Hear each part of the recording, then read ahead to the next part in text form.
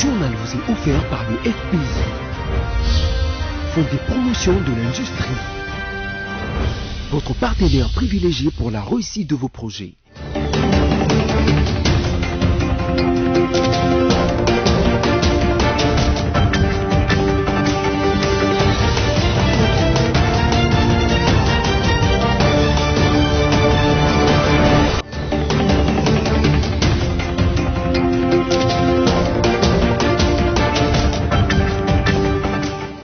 Nouveau numéro du journal sur votre chaîne, mesdames et messieurs, bienvenue et voici le titre de l'actualité. Mise en garde de chauffeurs qui se livrent à la hausse de prix de la course dans la ville de Kinshasa par l'inspecteur général de la police nationale congolaise, le général Silvano Kasongo. Les commandants de troupes de la MONUSCO en République démocratique du Congo promettent de mutualiser les forces et redynamiser la capacité opérationnelle de la brigade d'intervention de casques bleus pour les opérations conjointes dans la neutralisation des groupes armés en cette période d'état de siège. Dans ce journal, décès dans la nuit du mercredi 23 juin à jeudi 24 du conseiller du chef de l'État en charge de la sécurité, Gaston Tété Kaboué-Kaboué. Encore une fois de plus, bienvenue à toutes et tous si vous nous rejoignez sur BC Télévision. Ouvrons ce journal avec cette actualité. Le chef de l'État, Félix-Antoine Tshisekedi Tshilombo, a regagné la ville de Goma, chef-lieu de la province du Nord Kivu, mercredi 23 juin dans la soirée, après un court séjour passé à Maputo, capitale mozambicaine, qui abritait le sommet extraordinaire de la SADC. Commentaire. Il a regagné le pays via la ville volcanique de Goma dans la soirée de mercredi 23 juin après avoir participé au sommet extraordinaire de la communauté de développement des États de l'Afrique australe tenu le mercredi à Maputo, la capitale du Mozambique. Les messages du chef de l'État Félix-Antoine Tshisekedi étaient essentiellement axés sur la lutte contre le terrorisme qui affecte la région de Cabo Delgado, une province du nord de la République Mozambique, tout comme l'est de la République démocratique du Congo avec les attaques de rebelles ADF. Par ailleurs, les comptes rendus de ces sommets précisent que la SADC a exprimé sa solidarité envers le gouvernement et les peuples congolais suite à l'éruption du volcan Nyiragongo survenue le 22 mai dernier. Toujours à Goma, lancement par le chef de l'État, Félix-Antoine Tshisekedi Tshilombo, de la campagne Tolérance zéro immédiate qui a pour objectif de lutter contre le viol et toute forme d'inégalité qu'est subie la femme et la fille congolaise. Je vous prie de suivre ici ce message du président de la République dans cet élément. Zéro immédiate et l'addendum au communiqué conjoint constituent pour la République démocratique du Congo deux engagements parmi les plus importants de tous ceux qui devront matérialiser l'état de droit auquel je tiens tant, notamment dans le domaine des violations des droits des femmes et des filles. Pour ce faire, j'invite chaque acteur impliqué à jouer pleinement son rôle. À nos partenaires traditionnels, je vous invite à nous apporter votre appui nécessaire pour qu'ensemble, à l'issue de cette campagne, nous puissions faire de la République démocratique du Congo un modèle en matière de lutte contre les violences sexuelles et basées sur le genre. Mesdames et messieurs, chers compatriotes, en mon nom propre et au nom de toutes les Congolaises et de tous les Congolais, je lance officiellement la campagne Tolérance zéro immédiate. Que vivent les femmes, que vive la paix, que Dieu bénisse la République démocratique du Congo. Je vous remercie. La justice congolaise abritera dans les jours à venir dans un nouveau bâtiment qui sera érigé à l'endroit où jadis abritait le cimetière de Kikasavubu. C'est ce qui était au menu des échanges entre le Premier ministre Jean-Michel Samaloukonde et une délégation en charge du projet. Suivez. Nous avons sollicité une audience auprès du Premier ministre concernant la justice administrative. C'est-à-dire que le Conseil d'État, dans son fonctionnement. Vous savez, depuis la mise en place de la Cour suprême de justice, et avec l'éclatement de la même Cour suprême de justice, eh bien, jusqu'à là, depuis l'indépendance, il faut même le dire, à part le palais que les Belges ont laissé, où se trouve le siège de ministère de la Justice, eh bien, jusque-là, depuis la mise en place de la Cour constitutionnelle, le parquet général, eh bien, il n'y a pas de palais de justice digne de ce pays. Et c'est ainsi que le Conseil d'État a sollicité de la part du président de la République, Félix Tshisekedi, de mettre en place un nouveau palais de justice. Et le président de la République a autorisé, avec l'appui de son cabinet, et le président nous a facilité la tâche. Il nous a autorisé à effectuer une mission à l'étranger, spécialement en Italie, pour trouver un financement. Et là, le Conseil d'État a été représenté par le premier président du Conseil d'État, par la présidence, madame, alors à l'époque, là, conseil principal, et maintenant, directeur cabinet adjoint chargé des questions juridiques, politiques, diplomatiques. Eh bien, ce travail, et nous avons demandé ici à notre présidence de trouver de la part du président l'autorisation d'obtenir cela. Et l'audience, on a demandé au Premier ministre que tout a été fait à notre niveau, presque tout. Il reste encore certains points, 3 points sur lesquels on devait trouver une solution. Et le Premier ministre nous a accepté de nous accompagner. Et je crois que si tout va bien, même la fin de cette année, et avant la fin de l'exercice ici, eh bien, nous aurons un nouveau palais de justice digne de notre pays, où se trouve l'ancien cimetière Kasavubu. Parlons santé dans ce journal coronavirus en République démocratique du Congo. 385 nouveaux cas de contamination de la maladie sur l'ensemble du pays, renseigne le comité chargé de lutter contre ces fléaux. Au total, 1121 échantillons ont été testés et 5 nouveaux cas de décès notifiés parmi les cas suivis aux prises en charge dans les centres de traitement Covid-19 à Kinshasa. Et 146 personnes guéries sont sorties de ces mêmes centres de traitement et du groupe des patients suivis à domicile. 89 parmi elles sont de la ville de Kinshasa, 30 du Nord Kivu, 11 du Haut-Katanga, 9 du Kasaï oriental et 7 du Congo central.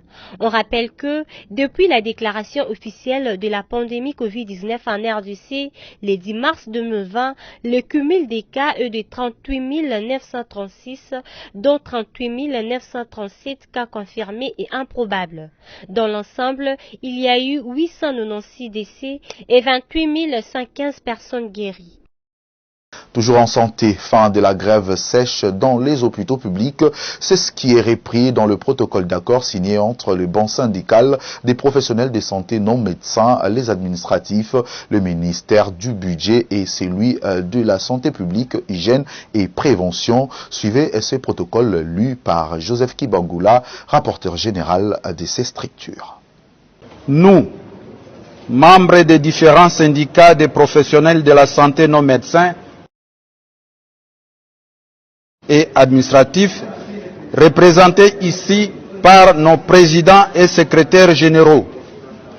Après discussion avec les gouvernements, représentés par les ministres d'État, ministres du budget, ainsi que les vice-ministres du budget et les vice-ministres de la santé publique, hygiène et prévention, avons convenu ce qui suit.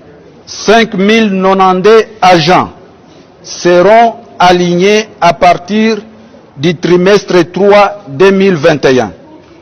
Un effort substantiel sera fait pour parvenir à un montant de 100 000 francs congolais par personne et par palier après budgétisation. Une commission interministérielle sera mise en place après signature de l'arrêté interministériel pour des discussions en permanence.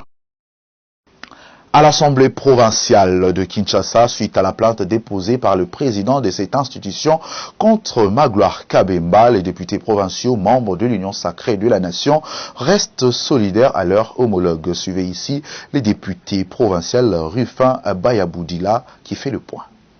Qu'est-ce qui se passe au sein de l'Assemblée provinciale de Kinshasa? On se croirait comme dans un match de football. Cette fois, c'est au sein de l'Assemblée provinciale de Kinshasa où le président de cet exécutif provincial parlementaire a porté plainte contre son collègue Magloire Kabemba. C'est au vu de tous ces points de divergence que le député provincial pour la ville de Kinshasa se sont réunis ce mardi 22 juin 2021. Suivez la déclaration qu'a été lue par le député provincial Rufin Bayaboudila. En fait, il a été question aujourd'hui d'une déclaration des députés provinciaux membres de l'Union sacrée ayant rendu visite au président du Sénat et au vice-premier ministre, ministre en charge de l'Intérieur. Nous avons voulu faire savoir à l'opinion que la démarche de l'honorable Kabemba Magloire, fustigée par le président Godin Poy, loin d'être une démarche personnelle, a été une démarche collective de tout le groupe qui s'oppose à la fermeture illégale et unilatérale de l'Assemblée provinciale de Kinshasa.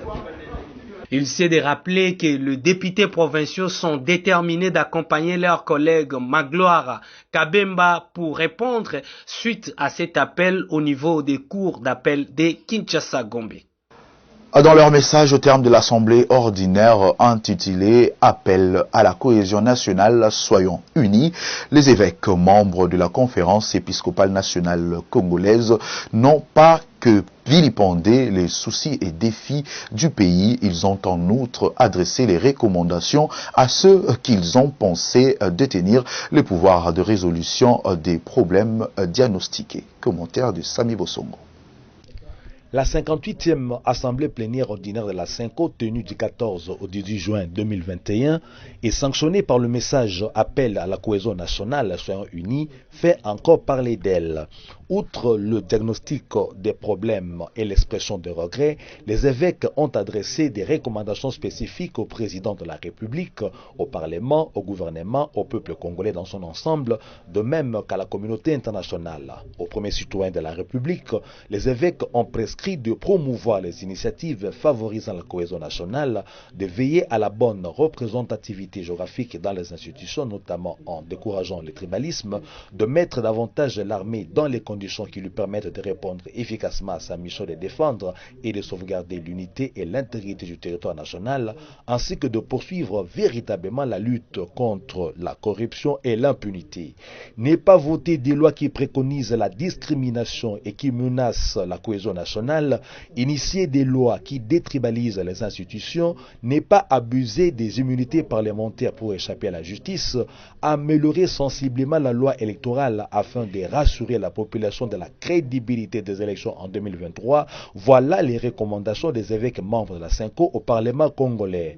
Le clergé de l'Église catholique du Congo a conseillé au gouvernement de rééquilibrer les dépenses des institutions proportionnellement aux dépenses de la population, de promouvoir des projets de société qui renforcent l'intégration nationale, tels que la construction de routes nationales, d'évaluer au niveau national le processus de la décentralisation et les moyens les plus efficaces de stabiliser les institutions provinciales et de les mettre au service de la population, de veiller au respect du cycle électoral, gage de la démocratie, de revaloriser les fêtes nationales et les symboles forts de la nation.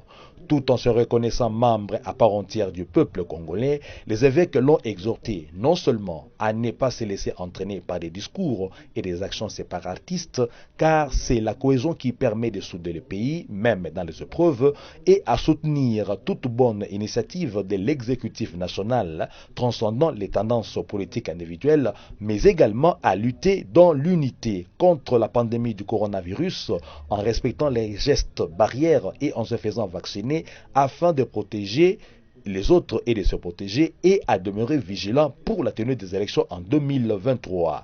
La CENCO a clos le point des recommandations avec 3 demandes à la communauté internationale. La première, l'appui au projet promoteur de la cohésion nationale. La deuxième, l'évaluation des rôles des pays voisins de la RDC, dont la persistance des violences et des massacres. Et la troisième, l'aide à la RDC pour lutter contre tous les mouvements fondamentalistes qui se déploient dans le pays. Selon les observations observateurs, ces recommandations responsabilisent celui à qui elles sont adressées et elles sont la contribution des évêques membres de la SENCO pour la résorption des 10 problèmes. Une façon de leur dire qu'ils ont les clés des solutions aux problèmes diagnostiqués pour la bonne posture de la RDC et la sauvegarde de son unité. Une façon aussi de dire aux catégories citées que si les problèmes de leur ressort ne trouvent pas solution, que ce sont elles les fautives. Rendons-nous à l'intérieur du pays pour parler état de siège dans la province de l'Ituri. Les commandants des troupes de la MONUSCO en République démocratique du Congo promet de mutualiser les forces et redynamiser la capacité opérationnelle de la brigade d'intervention des casques bleus pour les opérations conjointes dans la neutralisation des groupes armés en cette période d'état de siège. Au cours des échanges entre les gouverneurs militaires de l'Ituri et les commandants des troupes de la MONUSCO en séjour à Bunia, ces deux officiers généraux ont abordé des questions liées à la situation sécuritaire de la province. Le général Alfonso da Costa promet le renforcement de l'appui de casques bleus aux côtés des forces armées pendant cette période de l'état de siège. Nous sommes toujours à côté de la FARDC pour les appuyer, pour coopérer, pour faire la conjointe des opérations. Nous sommes dans une nouvelle phase ici. Au Ituri même, il y a beaucoup de coopération avec le MONUSCO. Et je viens de parler avec le gouverneur que nous serons à chaque fois plus intégrés pour faire la différence aux côtés de la FARDC. Nous sommes en train d'améliorer la situation sécuritaire de la zone, je suis sûr. Tout en reconnaissant des avancées enregistrées depuis l'instauration de l'état de siège en Ituri, le patron des casques bleus de la MONUSCO en RDC annonce une montée en puissance de sa brigade d'intervention en vue d'accompagner les FARDC dans la neutralisation de groupes armés. Nous sommes en train de montrer un peu de puissance avec notre brigade d'intervention qui est placée à Beni, dans le territoire de Nord-Kivu. Mais il y a de la capacité de faire opérations offensives en toute la zone de Ituri, même hors de cette zone-là. Et avec cette brigade-là, c'est une brigade très spécialisée, son nom dit d'intervention, avec ses capacités qui nous vont faire à la disposition de FARDC pour neutraliser les groupes armés. Notons qu'il y a une semaine, les forces armées ont neutralisé plus de 40 éléments des groupes armés Codeco et plusieurs armes récupérées à Fataki, localité située à plus ou moins 85 km au nord de la ville de Bunia, dans les territoires de Djougou, où la situation sécuritaire demeure sous contrôle de l'armée loyaliste. Restons dans cette partie du pays pour parler actuellement de 6 présumés criminels, dont 2 mineurs cités dans plusieurs cas des vols à main armée en ville de Bunia sont arrêtés par la police locale avec 28 sacs de chanvre saisis sur la route nationale numéro 27 à Djougou qui ont été incinérés mercredi 23 juin à l'état-major de la police nationale congolaise ville de Bunia. Ces 6 personnes, dont 2 mineurs et un policier démissionnaire, ont été arrêtés avec 2 armes du type AK-47 au quartier Kindia, Lubumbashi, Munzimpela et Bingo Kolomoni. Dans leur domicile, la police a trouvé 3 motos, des valises remplies d'habits et tant d'autres biens qu'ils auraient volés, explique le capitaine Roger Tibassima, chargé de communication de la PNC en Ituri. Ils sont poursuivis de vols à main armée, détention illégale d'armes de guerre et munitions, administration de substances toxiques et nuisibles à la santé, plus escroquerie. Et enfin, nous avons 2 mineurs qui sont poursuivis pour vol qualifié. D'ici là, ils seront déférés devant l'auditorat militaire. Ces objets que vous voyez ici seront restitués aux propriétaires après avoir établi un procès verbal de restitution. Par ailleurs, sur la RN 27 en territoire de Djougou, les forces de l'ordre ont saisi 28 sacs de chanvre qui ont été incinérés à Bunia en présence de l'auditeur supérieur, une façon de décourager la vente et la consommation de ce produit toxique est prohibée, a dit le commissaire provincial de la PNC en Ituri. Vous comprenez, 28 sacs, quelles conséquences sur la jeunesse et sur tous les consommateurs. Comme vous le savez, il est interdit de cultiver, de consommer et de commercialiser le chanvre à fumer. C'est pourquoi nous procédons à la destruction. À tous ces cultivateurs, à la place de cultiver le chanvre, on a besoin plutôt de la nourriture que de détruire les cerveaux de la jeunesse. En cette période de l'état de siège décrété par le chef de l'État Félix-Antoine Tshisekedi Tshilombo et exécuté en Ituri par le gouverneur militaire, le lieutenant-général Luboyan Kashama Johnny, plus de 30 présumés criminels sont déjà arrêtés avec une dizaine d'armes AK-47. La police s'est dit être déterminée à éradiquer la criminalité urbaine. Retournons à Kinshasa suite au constat fait mercredi 23 juin dans les artères de la ville concernant la difficulté de se trouver un transport en commun occasionné par les mesures restrictives contre la Covid-19 en RDC édictées par les autorités urbaines. Le commissaire provincial de Kinshasa, le général Silvano Kasongo, a mis en garde les chauffeurs qui se livrent à la hausse du prix de la course. Suivez. La ville de Kinshasa a connu une sérieuse perturbation dans le transport en commun le mercredi 23 juin 2021. Une situation due aux mesures drastiques prises par les gouverneurs pour lutter contre la propagation du coronavirus dans la capitale. Hausse des prix, phénomène demi-terrain, les Kinois ont vécu un enfer. Pour fixer les conducteurs, le commandant de la ville et le ministre provincial des Transports se sont réunis avec l'association des chauffeurs du Congo, ASECO. Nous demandons aux chauffeurs de ne pas sectionner les itinéraires, de ne pas pratiquer la hausse des prix. Le commissaire provincial de la police a insisté sur le respect des mesures édictées par le gouverneur. Vous avez suivi le problème de port de masque qui est obligatoire en tout lieu et à tout moment. Et on doit avoir personne debout dans un bus ou dans un autocar. En ce qui concerne les taxis motos, il doit prendre une seule personne. Et toute personne qui va aller à l'encontre de ces mesures-là va voir la police sur son chemin et les amendes sont connues. Les terrasses, les bars, les boîtes de nuit, tout ça sont fermés. Si on vous trouve là-bas, vous allez payer 50 000 francs. Concernant l'incident survenu avec les conducteurs des bus Transco, le général Silvano Kasongo a précisé. Il y avait un petit incident de parcours avec quelques policiers. Les enquêtes sont en cours, mais nous avons échangé avec les DG de Transco. Dans les après-midi, vous avez vu, le Transco a déjà commencé à circuler. La troisième vague du coronavirus est réelle à Kinshasa. Les Kinois doivent visiblement se surpasser dans le combat d'une vie vécue au jour le jour et le respect des mesures sanitaires pour barrer la route à la pandémie. À la Fédération congolaise de football association, à l'opposé de son souhait de rester en poste jusqu'en 2021, malgré sa démission présentée le 16 juin dernier, Constant Omari, ancien président de cette instance de football congolaise, ne peut plus, depuis ce jeudi, exercer ses fonctions. Une restriction qui découle de la sanction de 12 mois sans exercer une activité relative au football, lui infligée par la Fédération internationale de football association, FIFA. 12 mois d'interdiction de toute activité relative au football au niveau national et international, c'est la sanction infligée à l'ancien président de Fédération congolaise de football, association FECOFA, ancien premier vice-président de la Confédération africaine de football et ancien membre du conseil de la FIFA, Constant Omari Selemani. Voilà ce que révèle une note d'information de la FIFA publiée ce jeudi 24 juin. Autre indication de cette note, Constant Omari doit payer une amende correctionnelle de 66 444 €. Notez que cette sanction produit ses effets à partir de la validation de l'accord par le président de la Chambre de jugement intervenu le 18 juin 2021.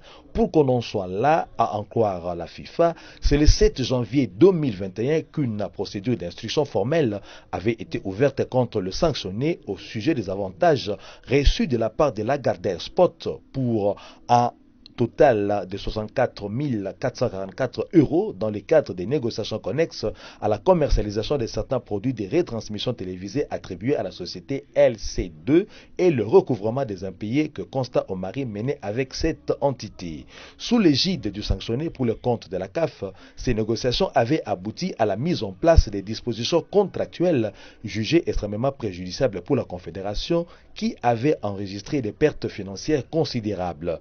Conflit d'intérêts qui avait empêché M. Constat Omari d'accomplir sa mission à l'endroit de la CAF avec intégrité, indépendance et détermination, a estimé la FIFA, avait résulté de l'acceptation des 10 avantages. Arrivé à la FECOFA pour la première fois en 2005, avant d'être réélu en 2009, 2013 et en 2017, Constat Omari a passé 16 ans à la tête de l'instance fétière de football congolais avant d'en démissionner le mercredi 16 juin. Déjà le lundi 29 mars 2021, il avait déclaré qu'il ne se présenterait pas aux prochaines élections présidentielles de la fédération programmées en décembre 2021. 18 jours avant, soit le jeudi 11 mars, le tribunal arbitral du sport, TAS, avait rejeté l'appel déposé par celui qu'on appelle l'homme moderne pour jeter son dévolu sur une place au sein du conseil de la FIFA à l'occasion de l'Assemblée générale élective de la CAF. Une enquête formelle par la commission d'éthique de la FIFA a dû à l'époque être initiée contre lui. Et puis, page noire dans ce journal, le décès dans la nuit du mercredi 23 juin à jeudi 24 d'un des conseillers du chef de l'État en charge des sécurités, Gaston Kaboué en Afrique du Sud, des suites d'une maladie. Membre influent de l'entourage de Félix Tshisekedi, Gaston Kaboué, connu sous le prénom Tété alias Fantôme, était également une courroie de transmission entre l'actuel chef de l'État et son prédécesseur au plus fort de la crise FCC Cash. Sa mort survenue dans la nuit du mercredi 23 à jeudi 24 juin en Afrique du Sud. Notez que le défunt fut docteur en droit de l'université Paris 1 Panthéon-Sorbonne et professeur à l'université de Kinshasa. Il était également avocat au barreau de Kinshasa-Gombe. Rappelons que Gaston Kaboué faisait partie de quasiment toute réunion de rapprochement entre Félix Tshisekedi et ce père africain. Il a été particulièrement actif dans la préparation des échanges avec le chef d'État de pays frontaliers de la RDC. Pour l'instant, le corps de l'illustre disparu est gardé à la morgue de l'hôpital du Cinquantenaire en attendant le programme officiel des obsèques. Que son âme repose en paix. Ne nous quittez pas, mesdames et messieurs, l'actualité se poursuit avec la revue de presse.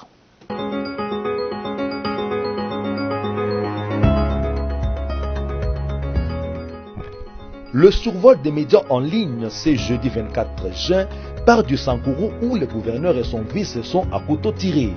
Radio Okapi.net qui livre l'information indique qu'un climat de méfiance règne actuellement entre les deux personnalités et que dans un rapport transmis au président de la République en date du 28 mai dernier, le vice-gouverneur a dénoncé la mauvaise gestion et les antivaleurs entretenues par son titulaire. Des affirmations rejetées mardi 22 juin par la cellule des communications du gouverneur Joseph Stéphane Mukumadi. À se fier au site onusien dont la correspondance adressée au président de la République le 28 mai dernier, le vice-gouverneur de province du Sankourou, Paul Chiabilo, fait le tour d'horizon de la gouvernance. Il évoque le climat des mésententes qui règne avec les députés provinciaux, la non-organisation des réunions de service entre le gouverneur de province et ses collaborateurs, l'impatience des agents depuis leur avènement à la tête de la province, ainsi que les activateurs entretenus par le gouverneur titulaire. RDC, le gouvernement avait contré les importations des 38 produits jugés superflus pour une valeur de 627 millions de dollars américains l'an. DeskEco.com, auteur de ce titre, écrit à ce sujet que dans le cadre des 11 mesures adoptées en Conseil des ministres du 11 juin, destinées à réduire la facture des importations en RDC tout en protégeant l'industrie locale par la promotion de la production et de la transformation au niveau local, le ministre du Commerce extérieur, Jean-Lucien Boussa, prévoit contrer les importations de 38 produits manufacturés jugés superflus pour les importations desquels 627 millions de dollars américains sont dépensés. Le site cite le ministère du Commerce extérieur pour qui des vêtements usagés aux faux cheveux en passant par les produits de nettoyage, l'eau aromatisée, les couvercles en plastique, les liqueurs dures, le savon, le tabac roulé ou encore les bâtiments préfabriqués sont autant des produits que la RDC importe mais qui peuvent être soit fabriqués sur le territoire national, soit bannis à cause des risques pour les consommateurs et l'environnement. Dans Affaire 500 Jeep, ça prouve que l'union sacrée n'est pas au service de la population. Titre iconoclaste de sur cette .cd, ce site traite les propos de la présidente de l'ASBL, collectif pour le développement et l'unité du Congo, CDUC, Arlette Odia, qui s'est prononcée en ces termes dans une interview lui accordée mercredi 23 juin 2021. Pour nous, renoncer à ces véhicules déjà achetés serait faciliter la tâche au bureau de l'Assemblée nationale pour en abuser. Le mieux serait, pour ces honnêtes gens, de réceptionner les types, de les revendre et d'en partager le prix aux populations les plus touchées par la misère qui n'a cessé de faire des victimes. Cela constituera tant soit peu un acte de solidarité au peuple, rapporte 7 sur 7.cd. Pour Arlette Odia, c'est une preuve que l'union sacrée ne sert pas la nation congolaise, mais uniquement le président de la République.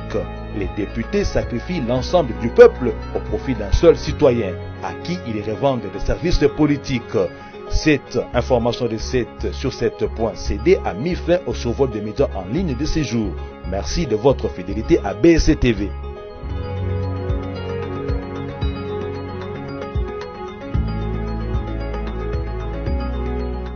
Si vous nous avez pris en cours de diffusion, je vous rappelle ici les principaux titres de l'actualité. Mise en garde des chauffeurs qui se livrent à la hausse de prix de la course dans la ville de Kinshasa par l'inspecteur général de la police nationale congolaise, le général Silvano Kasongo. Les commandants de troupes de la MONUSCO en République démocratique du Congo promettent de mutualiser les forces et redynamiser la capacité opérationnelle de la brigade d'intervention de casques bleus pour les opérations conjointes dans la neutralisation des groupes armés en cette période d'état de siège. Dans ce journal, décès dans la nuit du mercredi 23 juin à jeudi 24 du conseiller du chef de l'État en charge de la sécurité, Gaston Tété Kaboué-Kaboué. Vous avez bien compris, mesdames et messieurs, que c'est ici que prend fin à ce journal. Restez en bonne compagnie et de nos programmes.